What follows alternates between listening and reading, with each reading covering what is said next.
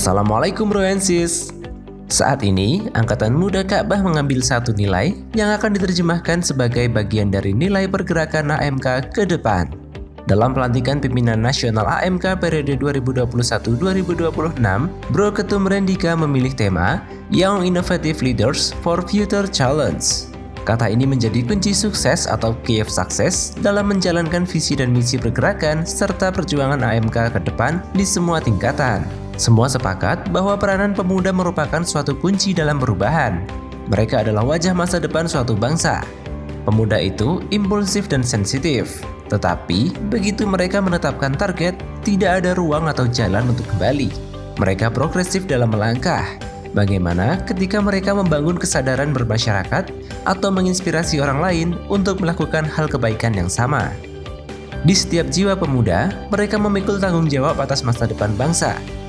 Sebagai kekuatan seorang pemuda yang energik dengan antusiasme yang tinggi dalam mempelajari keterampilan baru, beradaptasi dengan lingkungan, ataupun berinovasi menjawab tantangan zaman. Kemampuan seperti itulah yang mendorong generasi muda untuk maju dan sukses. Dalam kondisi sekarang ini, lingkungan kita, bangsa kita, maupun secara global, kita sedang menghadapi kondisi VUCA, volatility atau kedinamisan, uncertainty atau ketidakpastian, complexity atau kompleksitas, ambiguity atau keraguan. Bagaimana kita dihadapkan oleh situasi yang sangat dinamis? Apakah kita masih menggunakan hipotesa usang atau pandangan maupun metode yang konvensional? Pemuda dengan segala kelebihan dan kekurangannya dituntut bergerak dinamis dan adaptif dalam mengambil keputusan.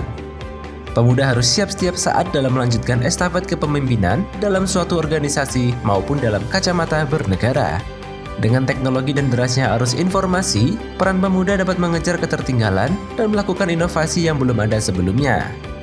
Jadi, apakah peranan kepemudaan sudah siap dalam suatu ruang kepemimpinan? Kami percaya, dunia sekarang ini membawa masalah-masalah yang sangat dinamis dan membutuhkan cara-cara yang adaptif dan progresif untuk kita selesaikan. Angkatan Muda Ka'bah akan mencoba hipotesa baru dalam melakukan rangkaian-rangkaian perubahan dalam berorganisasi. Kami pun mempunyai proses yang kami yakini sebagai bagian dari perubahan.